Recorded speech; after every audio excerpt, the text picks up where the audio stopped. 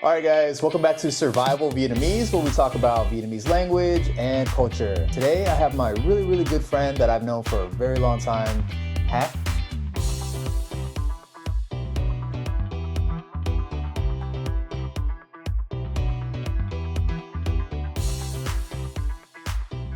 Hey, how's it going, Chris? Just a little background on me and Hac.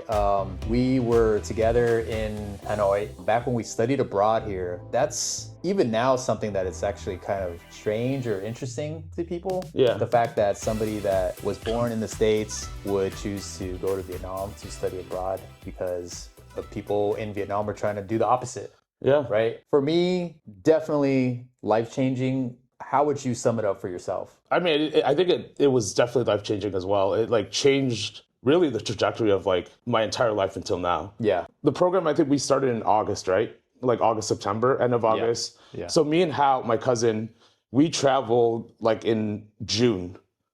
We flew to like Saigon in June. Yeah. And we met like family for the first time. So like my grandmother's younger brother and his family were here, and like, other distant relatives. So we like our first day in Vietnam was in Saigon, and like leaving Tan Son Nhat Airport. Yeah. Like all the signs, and like back then it was like way different than it is now. Mm-hmm. We were like kind of like, holy shit, dude, this is Vietnam. And I just remember like leaving, and then like I saw my uncle and my great uncle with a sign like, Trần Quý Hac. Yeah. Nguyen Thanh Hảo. Yeah. And then we jumped on the back of their motorbike. It was like midnight, and then just driving through the streets of Saigon. Yeah. I'm coming from like Chicago, dude. Yeah. Where it's like, it is the third largest city, but it's not dense. Right? It's like, there's like 2 million people. This is like a city of like 8. Yeah. At the time, probably even more now. Mm-hmm. But it was like, I would say like, like something I've never seen. Yeah. But oddly also like very comforting and familiar. That's how I always describe Vietnam. Yeah. And being here. Yeah, man, it was like from there, I just loved it, man. Like I met family, and like we've never met each other ever. And they were just so kind. Yeah. And I don't think it's just family, like come in here and like just go into coffee, and like people like, oh, who are you? And it's just like this idea of like sống với tình cảm, you know, that I didn't really feel in Chicago. Mm-hmm. And it's like this like kind of like camaraderie of like people and like connection. Dude, if you had never been to Vietnam, or even if you had been a long time ago and you came back, at night it's so interesting because it's so quiet, and you're kind of like, there's like an anticipation of like, oh, what's this gonna be like in the morning? Yeah. And the contrast is so insanely different that it's just fun. Yeah. You're like, oh, like, it was like, I can't really get a sense of it, but it feels like exciting, but it's like still really quiet, you know? And then the city kind of wakes you up. It's like an alarm, right? You're like, especially if you're in a hotel or like in someone's a relative's house in the city, you start hearing like the it gets like a little bit louder and louder, and then you start hearing like the carts coming, like it's like this like bánh chưng bánh giò. But like, man, my first meal in Vietnam, unfortunately, my uncle was like, man, have you had bánh mì Vietnam? And I was like, nah, man, like I've had bánh mì in America. He's like, man, I'm going to show you bánh mì Vietnam. And then he picked us up, dude. He drives us to fucking KFC, dude. My first meal in Vietnam was a chicken sandwich from KFC. And I didn't want to be rude, man. I'm like, oh. Like I think like part of me was like, hey, look. Yeah. Saigon and Vietnam, we have this too. Yeah. It's okay. That was intentional. That was intentional. To show you like, to show like, hey, there's like Western things here as well. It's not just this like, what people perceive it as. Right. And I mean, I ate it. It was pretty good. Like the KFC here is a little better than the U.S., but that was like my first meal in Vietnam. I get that though, because when my dad came to visit last year, he hadn't been here for 20 years before that. So a lot has changed, and like 50% of the places I took him to were Western places with the same intention. Was like, Vietnam has this now too. Yeah. And it's good. Yeah. And it might be better than the States. Yeah. And like a lot of it, my dad's like really picky, and then some of it really impressed him. Hanoi in 06, man. Like it's... Oh, that was a time capsule. It's like only stored in our memories. Yeah. You can't get that anymore. Yeah, like Hanoi is so different now. Yeah. And I missed it, and I'm glad that I was able to experience it at that time. Yeah. I mean, for us as Vietnamese, like the perception is like, we want these things to remain, but like, what is the perception of like a local? Like, like for you living here. Like, I think about that all the time. Of like what, like they want more money. Like, why should they live in this time capsule? Yeah, right? yeah. I wouldn't want to speak for them. I'm also very curious because like I don't want to be like all nostalgic and like, oh yeah, you know, like I mean, I guess I do have to separate like how I feel about Saigon versus Hanoi. Hanoi has a very special place in my heart. Like I'm actually really excited about the change in Saigon for the most part, but like the change that's happened in Hanoi, I'm like kind of sad. Yeah. You know? And I don't want to assume that the locals don't like that too, but I can't help but feel it. You know, it is something that I mean, I don't cry over it or anything like that, but I do cherish that more just because I'm like, I feel like kind of like a boomer, you know, I'm just like, or actually, millennials feel this way too with like Gen Z. It's just like, you guys will never know what it was like, you know, like, you know, if you came to Hanoi like 4 years ago and you like it, I'm like, but you know, it was better. Yeah, it was better in 06. You know? I've always felt like the program that we did back in 06 in Hanoi was extra special because it was in Hanoi. Yeah. Because growing up in Southern California, it was very much a community of people that had come from South Vietnam from the previous regime. Like for the most part, like in the U.S., right? The diaspora is like predominantly like Southern Vietnamese. It would seem so. Yeah. So that's my experience living in the U.S. as a Vietnamese person was like kind of one-dimensional because it was through that narrative and through that lens and through how my parents perceived Vietnam. Yeah. You know, and they both. And my dad's from Nam Dinh, like your dad, but he's Bắc Nam Tu. So he grew up in Saigon. He left Nam Dinh when he was 1. Yeah. Yeah. So he's very much like a Saigonese. Right. That's just northern roots. And then going to Hanoi, man, I don't know how to describe this, but it's like almost like going into the heart of the things that they fear and warned us about. Vietnam in a way, you know, like I guess just politically too. Politically, like I don't want to touch on politics on this channel. Let's not do that. But all I'll say is that you know we went to sort of like the heart of where Vietnamese people were on the other end of the spectrum.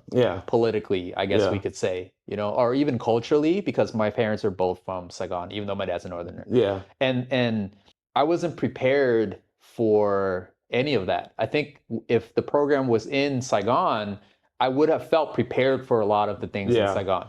I feel that too. Because like similarly, both my parents are Bắc Nam Tu. My mom also was like 1 year old when she came down. My dad's much older.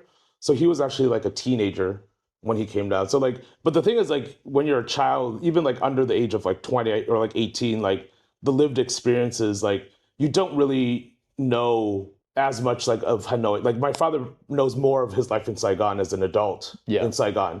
And then what he tells us, the little that, you know, my parents told me about Vietnam was about Saigon.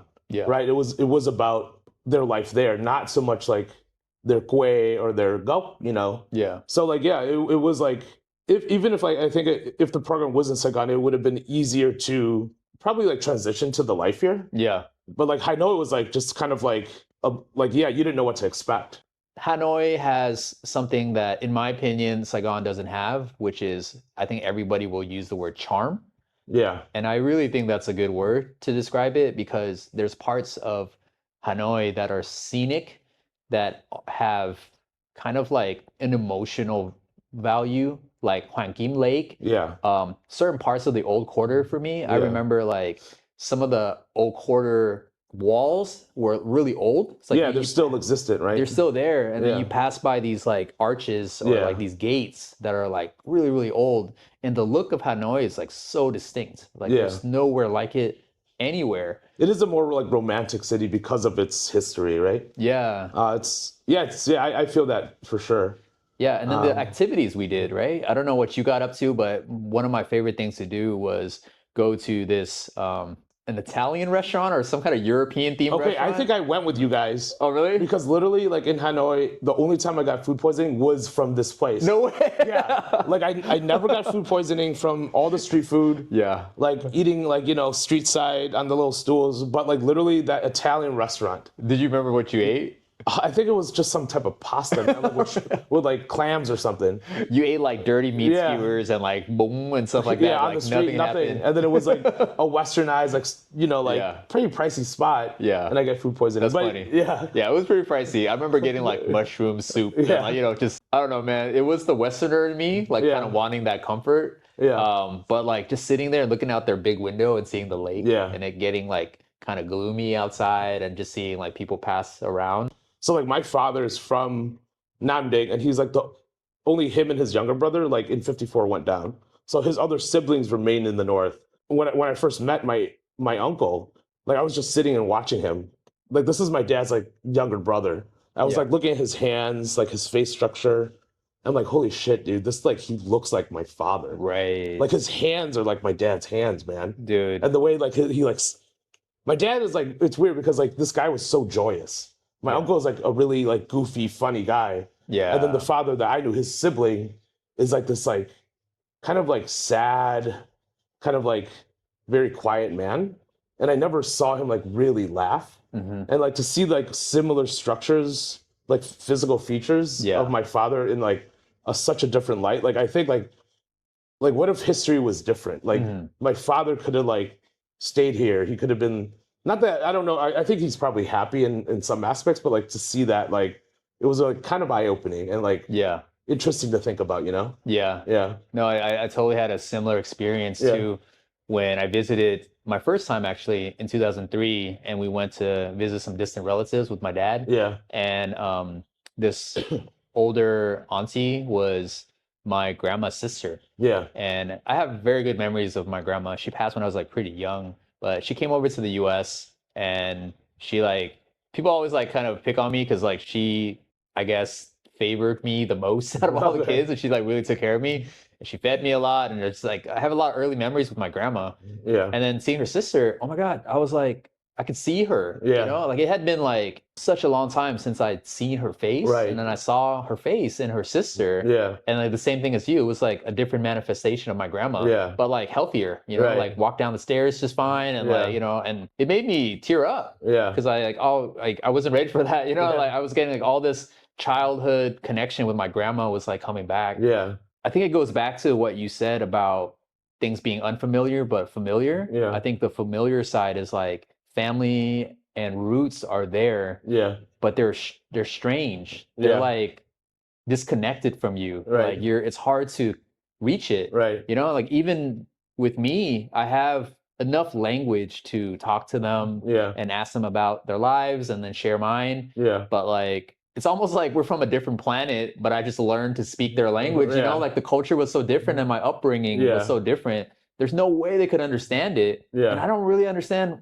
what they went through. You know? I mean, all we could do is try to talk and connect. Yeah. But there's always going to be that kind of unfamiliarness in there, but also the familiarness. Yeah. That's just something that we have to go through as these third culture kids. Like how much of a struggle, like your father, like how challenging is it for him? Yeah. Like the disconnect and like the unfamiliarity. Like I see my dad, right, in my uncle's life. It's like my dad came here, he was like, I think like, you know, now Vietnam is pretty prosperous and like developed and like has a lot of technology, but like for many, many years, it's like, you know, like my dad came to the US and like had a car, had like good health, you know, it's like a completely different diversion of life. Yeah. And like for him to return and meet his family, I wonder like how much of a struggle of a disconnect that is for him and for him and like probably even like your father, like the longing for home, the longing for maybe that connection of family. Yeah. And like to face it and realize like we are no longer the same people. Like I think about that sometimes. Like for me, it's like you know, like I never knew them, but like I think about like my father's like, man, how much of a struggle is it for him to realize like all these years you've longed for something and maybe it's not, and it didn't meet your expectation upon return. Yeah. You know? Yeah. I totally get that. Yeah. I think I witnessed it when my dad came back last year. I didn't realize until after he left that mathematically, just the amount of time he's been in the US has been longer than the amount of time he's been in Vietnam. Yeah. And that like blew my mind. I was like, oh my God. That's like, yeah, that is for, yeah. That's why it's so unfamiliar for him. And then, you know, for us, you know, it can be very uncomfortable as a third culture kid. Yeah. But it must be so much more complicated for them, like my dad as a first gen, because the expectation for him to know how things are in this Vietnamese culture and like he should be able to navigate everything is higher than the expectation for us to know it. Right. You know, and yet like it's still not that easy for him to do that. Yeah. Because he did, like you said, experience a very different struggle and different life. And now it's like, how much of it does he even want to connect to or not? Or like how much is he accepted here now? There's so many questions. Because you know, like especially like with like, you know, the diaspora, like a lot of the Vietnamese people that left in the 70s, 80s, they brought with them a Vietnam of a certain time period, of a certain decade. You know, like, and I remember like for me, like I've gone back, I've lived here, and like I talked to my mom about Vietnam. She's like, oh, but it's not like what I used to experience. But like time moves forward and like culture evolves, food evolves. Especially like for me and my mom, like our connection is food. Like we always like sit and like watch YouTube videos and stuff, like all the YouTube like Vietnam food channels.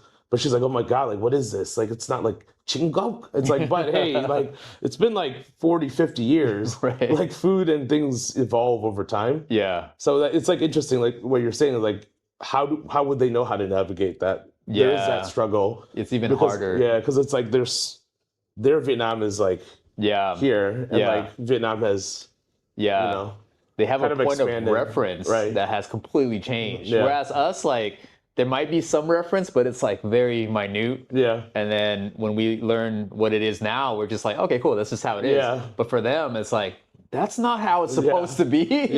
My dad's the same way with a lot of stuff. Like even my dad's like pretty learned. Like he reads a lot of books and like, you know, he was a really good student when he was growing up. And he feels that way about a lot of the books here that like have been rewritten. The language has changed. And, like the language has been kind of an interesting thing to notice too.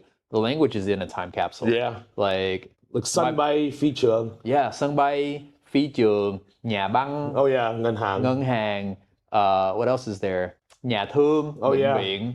Yeah, it's like all changed. Even like some really interesting stuff is in the US, supermarket and regular market, it's all chợ. Yeah, it's not siêu thị. It's just đi chợ. I didn't know what siêu thị was until I came here. Yeah. And it seems like it's obviously because our parents left before supermarkets became a thing here. You just go to the market. So they didn't have a word for supermarket. So everything is chợ. And now it's like there's another word for it now. It's actually siêu thị, but they're like, I didn't agree to call it that, you know? So like they don't use that word. That's that is true. Yeah, so it's like, dude, I have to code switch to like their version of Vietnamese when I go home. Yeah, I use like, you know, phi trường.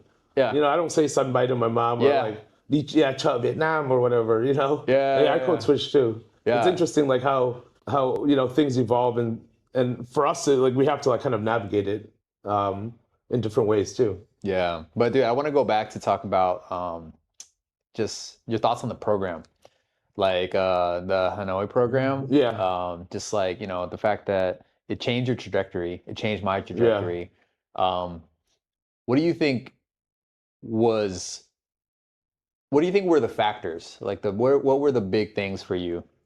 I think for me it was like really like I mentioned earlier, like growing up in Chicago, there is like, you know, like there is a small Vietnamese population, like probably like 20, 30,000.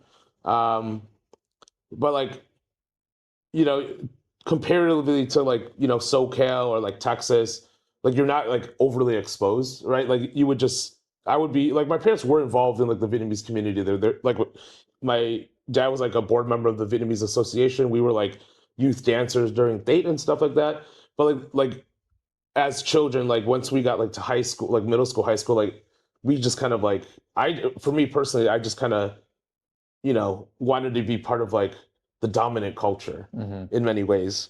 So like my Vietnamese got worse. Like I would speak only to my parents, but like I wouldn't keep up with it. So like there was a part of me internally thinking about like I felt like I was like kind of losing my culture. At that point, like even in university, in undergrad, like I took like Asian American classes, and really like kind of critically thought about like, like what is my identity, right? Like I didn't feel really American. I didn't feel fully Vietnamese. And I think I think a lot of youth of that time, once you're in that age range, like kind of like go through those cultural identity struggles. And like for me, like once I returned to Vietnam, like I think it clearly allowed me to see internally that I am both, but also singularly like Asian American too, and like a different identity, and that's okay to be that. Yeah. But like the impact of the program, man, like you said earlier, like it wasn't just like, it was like really immersive. So I was on CIE and you were on EAP, the California, and we jointly both like took classes together, and like there was some overlap. But like, yeah, I think like a lot of the immersion and like the classes too with the students, like I remember I taking like a political science class at Hanoi University, and like it was really immersive. Like you're not just studying through the book. There was like like we went to like literally, it almost felt like a borderline like sweatshop, right? Like there was a tour for like us and like the Vietnamese students into this place to see the impact of like basically globalization and like, it's predominantly all young women there sewing stuff for like this global brand. The fact that like, it's not just like, okay, like I studied abroad in like Budapest a year later, and it was like not the same. It was like, okay, you go to class, you're in this university, and then you're done and you leave, right? It was like not much like immersion and like kind of real like intended like cultural connection to the people. Yeah. And also I think like too, like Gerard he wasn't my program director, but like I really looked up to Gerard. He was like wonderful of like really encouraging us to like, connect with the people and like connect with the locals there. Gerard as EAP director is just legendary. And being there when Gerard was the director is like 100 times more special. For anyone experiencing Vietnam, I'm like, man, I wish you experienced what I experienced. Yeah. I mean, Gerard's impact is plentiful, man. Like it's like every year of EAP, because I connected with Gerard like when I moved back to Vietnam and I was living in Hoi An. I was like working for this like small nonprofit run by Lately Hayslip, who I think she has an autobiography, but he brought EAP to like our nonprofit, and we did this whole tour. Like I gave him a tour of like all of our projects. Yeah. And like for that, like that's like the impact I think of Gerard. Like he's like really intentional. Because I also did EAP Singapore the you year did? after. Okay. I chose Singapore just to be near Vietnam. Yeah. So I can go back there. Oh, like, you did Singapore, okay. Yeah, and in that 6 months, I went back to Vietnam like 3 or 4 times. Okay. But it wasn't even close to being the same because of the trips. The trips that we did on the EAP Vietnam program. When we got there, or I guess they told us before, but we weren't allowed to leave Vietnam. Yeah. Like that was kind of one of the rules of the program. Okay. And at first I was like, wait, what? I want to travel to like all these other countries. Yeah. But then he had us go for 2 weeks in the Central all together as the class. And we were only like maybe less than 20 students. Yeah. And then all throughout the South for like 2 weeks. So that was like a month where we were like on the move, on the go.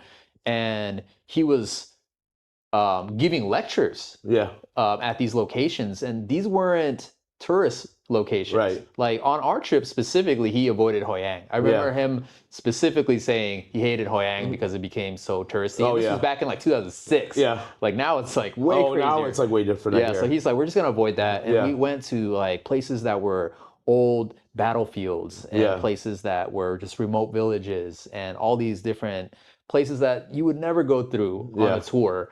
And then he would lecture us. And then we had like some assigned reading that we probably didn't do like all of it, but like we went so deep. And like with Gerard, who is like a renowned history scholar of Vietnam. Yeah. And when I was in Singapore, I didn't intend this at all, but when I was in Singapore, going back to Vietnam to visit, just it wasn't that far away. Right. People joined me. Yeah. Like some people from the Singapore program went with me. Yeah. We could leave when we were in Singapore. Okay. So they came along, and then I was like, oh, dude, I got so excited for them to come. I was like, you know what? I wasn't planning to like travel up and down the whole country again, but let's do it. You know, I want to show you all of Vietnam. Yeah. And we had like, I don't know, maybe 9 days or something like that. Yeah. And I planned out a whole itinerary and I like took them through like Hanoi and like Da Nang and like just like north, central, south. I was like 22, 23 and like I just took like groups. One group was like 16 people. Wow. And I just took all of them and I just redid what Gerard did. Yeah. As much as I could, but like made it a little more touristy. Yeah. But that 6 months and being with Gerard was so special and so impactful that I really wanted to show people. Yeah. And the fact that I could even do it was just like a testament to that trip. Yeah. Like how thorough and how amazing Gerard did it. Yeah. Like I was able to just retrace the steps. Yeah. You know, and people loved it, even though it was like a short version. And like, you know, like Gerard was intentional about, and like how many people over, I don't know how many years he did, like 10 years plus. Yeah. Like how, and like to see you, you know, leading other people and showing, it's like passing on this knowledge and like this way of travel, right? I think like the way of travel, like when I see people, oh, let's just go to these touristy spots, like it's cool, but like, I think it's much more meaningful to like go beyond that, right? Like to go to, I think also too, when Gerard in 2009 reached out to me to go to Hoi An, he's like, I specifically, I heard, like, I know you work for her and I know you work for this organization. I want to show the students like this, because it was like none of the projects were in Hoi An. Yeah. It was like in Quang Nam, you know, it's like we were working with like schools, also like building houses. There was like workplace job training for like blind folk, and also like housing for, you know, they have like annual floods. So like to see these projects is like a different side of Hoi An. Yeah. Right. Hoi An's like this glamorous, beautiful, picturesque, like ancient town, but like to really see, like you step like a kilometer outside of Hoi An, central ancient corridor or whatever, it's a completely different world. Mm-hmm.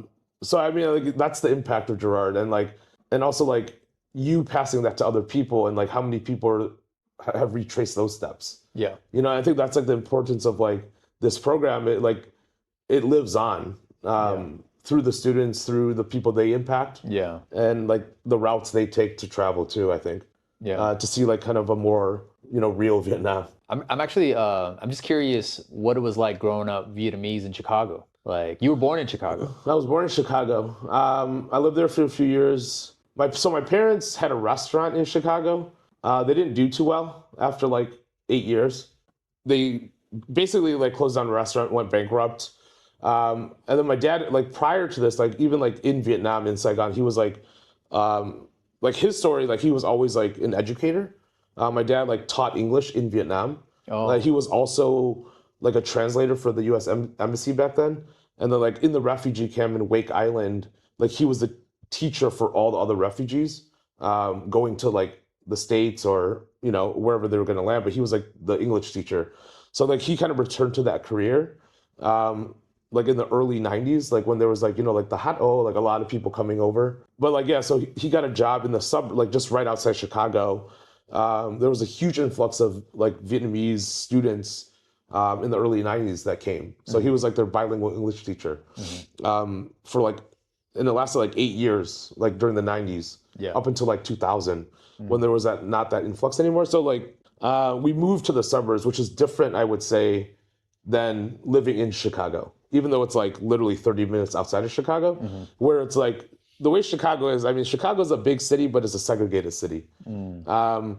There's like Black neighborhoods, Latino neighborhoods. The Asian neighborhood predominantly was in an area called Uptown. That was like one of the only neighborhoods that was, compared to other like kind of balkanized neighborhoods, was pretty integrated. There was like, it was like a lot of refugees, Southeast Asian refugees. Also like, it was like originally the Native American, a lot of Native American. There was a whole center in Uptown, Black community. So it was like pretty mixed. A lot of African immigrants too, like from Ghana, from Nigeria. So like you would see a lot of people, but I didn't live there. So like where I lived was like predominantly like, I would say like a white suburb. So like identity wise, I mean, there were some Vietnamese kids like growing up, like in my school and stuff, but like it was always like this dominant white culture, right? And like they would say like racist shit to you. So it's like, you know, like you chink and all this shit, you know?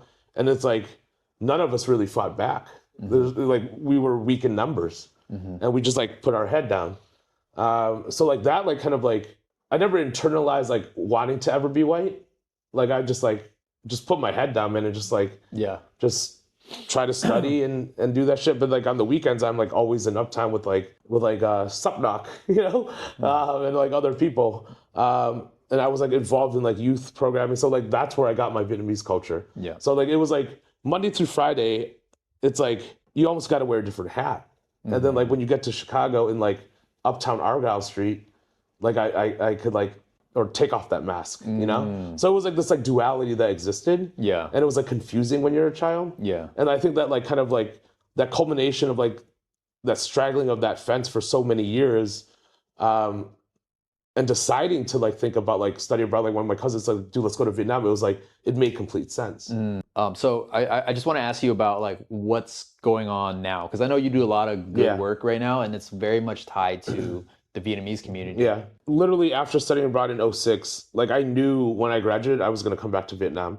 So like I came back, I worked for 3 years, and I worked like within predominantly like nonprofit realm. I worked for like, in Saigon, I worked for Save the Children for like 2 years. So I was like really doing like, work with like youth, like Mokoi, like the youth who didn't have like houses. So it was like a lot of like capacity building for like youth in Saigon.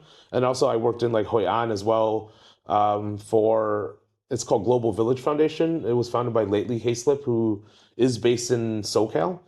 So like a lot of the projects like I mentioned earlier was like, flood mitigation of like building homes for people. So, like annually there's like floods that like destroy homes outside, like in the countryside. It's like quite poor over there. Like I was like pretty shocked when I lived in Hoi An and we went deep into Quang Nam. It's like a different world, even though like I studied in 2006, right? Like in Hanoi, and like we were immersed and we went to these different trips that really like opened my eyes. But like going there and doing the work in Quang Nam, like I saw like things I never seen before. It was like real deep poverty, and like living on dirt floors still, like house like makeshift houses like in the jungle. So like that, like working there, and like what I wanted to do like after 2 years was like come back and get a degree in urban planning, like international urban planning, to eventually come back to Vietnam. After graduating in 2 years. But like there was a part of me like in Chicago in those like 2.5 years of grad school, that like when I came back, I actually started working as well. I got a job at a nonprofit in uptown Chicago on Argyle Street with Southeast Asia Center. So I became a caseworker and like started like really working directly in contact with like a lot of former refugees and like more recent immigrants from Vietnam and like other Southeast Asian countries, and also like really everyone, because we serve like predominantly like the immigrant community. So I worked there for like 3 years, and I went to grad school, and like a lot of my research, like it was mostly about like urbanization in Vietnam, but like I also took courses that kind of like pivoted me back to the Vietnamese community in Chicago. And like a lot of my research started looking at cultural preservation efforts of like Chinatowns or little Saigons, like throughout the U.S. And that like became the core of my focus of my research. So basically like my master's thesis for the urban planning program was like specifically creating like an anchor institution for Argyle Street to preserve the culture, but like thinking like proactively and not so much like what the other nonprofits are doing, which are really important, is like human services, right? To apply people for Medicaid, for food stamps, for housing, but like kind of thinking about how do I create like an anchor institution to, I guess, like quote unquote, teach someone to fish, right? Like how do we build programs to like expand skills, or like young entrepreneurs that, like within the diaspora, like if they don't want to be like a lawyer or doctor or like an accountant, but like what if they're a creative cat that wants to like build their business and grow it?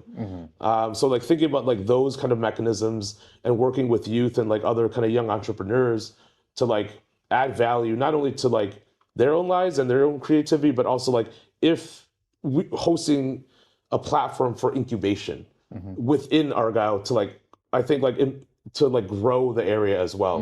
So like right now Argyle Street is kind of is really at like at a there's like a fork in the road. Like it could go one way or another. And I think like many kind of like Southeast Asian or like Asian enclaves in America are facing this, right? Like it's displacement, gentrification, things like that. And like Argyle alone, like since the pandemic, like 9 or 10 businesses, like legacy businesses have closed, either because of the pandemic and like anti-Asian hate stuff, but also like succession issues. Like that's the key thing. Yeah. Like these people came in the late 70s, early 80s, mid 80s, built an entire life business for their family, and they're successful.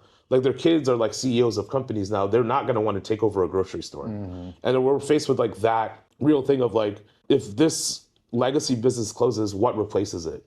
And especially in Chicago, it's like, you know, the urban fabric is like the Southeast Asian or the little Saigon area is like just embedded within a neighborhood, right? Kind of like New York, it's just like part of this like urban landscape. So it's not like clearly defined as like a Chinatown area, right? Where you see like in many like Chinatowns across the US, like it's like clearly defined, there's a gate, but like a lot of like little Saigons outside of like SoCal or San Jose or Houston, I think they're much smaller and less protected. But yeah, like kind of like the landscape of Argyle, it's like these two trajectories. So like I think like why I chose to like, you know, focus on this thesis was like to create like some sort of anchor institution to combat that, but also think creatively about how to culturally preserve while culturally innovating Argyle Street.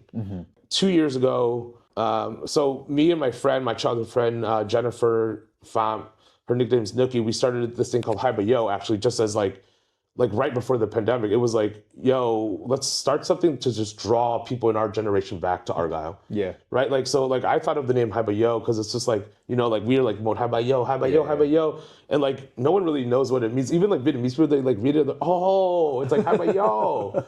Like, I get it now. After like the pandemic and things like started opening, like I applied for grants, both Jennifer and I, and we got like grants from the city through the cultural department.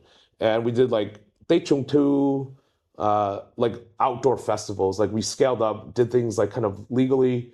And from there we evolved we received like a pretty huge grant from the city of Chicago, like with like COVID funds to like renovate a physical space to create this like third space idea. So like 9 years later, like in many ways, like my master's thesis is like coming to fruition. That's awesome. But it's also evolved like in partnership with someone else, because her ideas like came, like she provided her ideas and like we've created this new thing. It's not only going to be a business, but we also have a nonprofit. We were 501c3 certified like earlier this year. So we just received a grant to do like cultural programming, also like youth development and senior support. Yeah.